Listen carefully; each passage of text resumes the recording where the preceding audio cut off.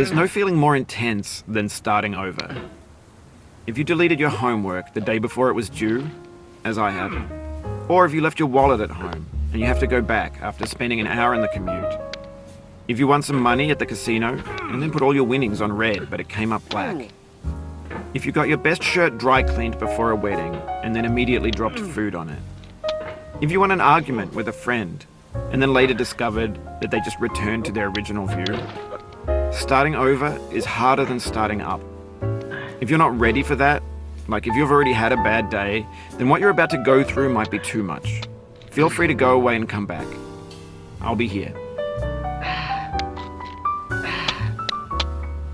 Alright, thanks for coming with me on this trip. I'll understand if you have to take a break at any point. Just find a safe place to stop and quit the game.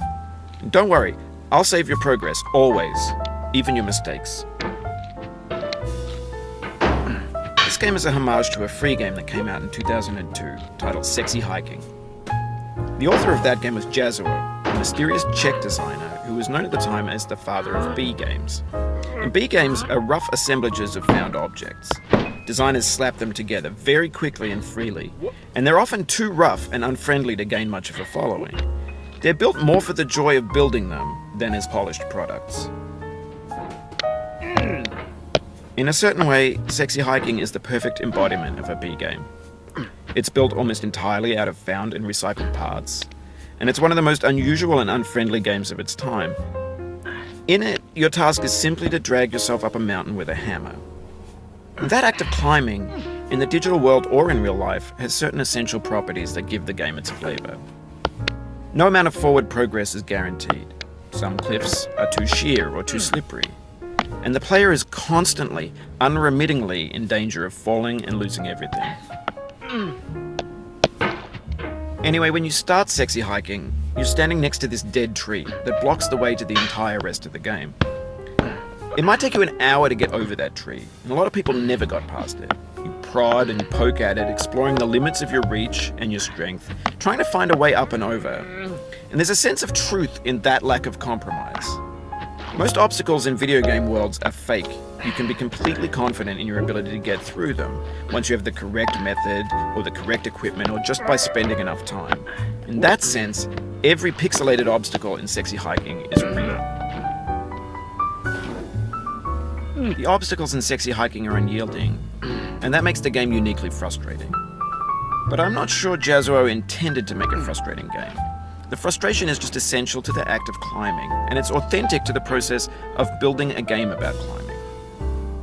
A funny thing happened to me as I was building this mountain. I'd have an idea for a new obstacle, and I'd build it, test it, and it would usually turn out to be unreasonably hard. But I couldn't bring myself to make it easier. It already felt like my inability to get past the new obstacle was my fault as a player rather than as a builder. Imaginary mountains build themselves from our efforts to climb them, and it's our repeated attempts to reach the summit that turns those mountains into something real. When you're building a video game world, you're building with ideas, and that can be like working with quickset cement. You mold your ideas into a certain shape that can be played with, and in the process of playing with them, they begin to harden and set until they're immutable, like rock. And at that point, you can't change the world. Not without breaking it into pieces and starting fresh with new ideas. For years now, people have been predicting that games would soon be made out of prefabricated objects, bought in a store and assembled into a world. And for the most part, that hasn't happened, because the objects in the stores are trash. I don't mean they look bad or that they're badly made, although a lot of them are. I mean they're trash in the way that food becomes trash as soon as you put it in the sink.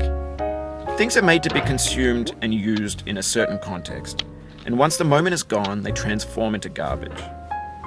In the context of technology, those moments pass by in seconds. Over time, we've poured more and more refuse into this vast digital landfill that we call the internet. It now vastly outnumbers and outweighs the things that are fresh and untainted and unused. When everything around us is cultural trash, trash becomes the new medium, the lingua franca of the digital age. And you can build culture out of trash. But only trash culture. B games, B movies, B music, B philosophy.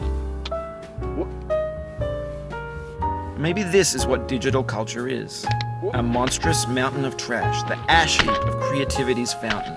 A landfill with everything we ever thought of in it. Grand, infinite, and unsorted. There's 3D models of breakfast, Gen X's fanfic novels, scan magazines, green screen Shia LaBeouf, banned snuff scenes on LiveLeak. Facebook's got lifelike bots with unbranded adverts and candid shots of Kanye and Taylor Swift mashups, car crash epic failed GIFs, Russian dashcam vids, discussions of McRibs, discarded, forgotten, unrecycled, muddled, rotten, untitled. Everything's fresh for about 6 seconds, until some newer thing beckons, and we hit refresh. And there's years of persevering, disappearing into the pile, out of style, out of sight.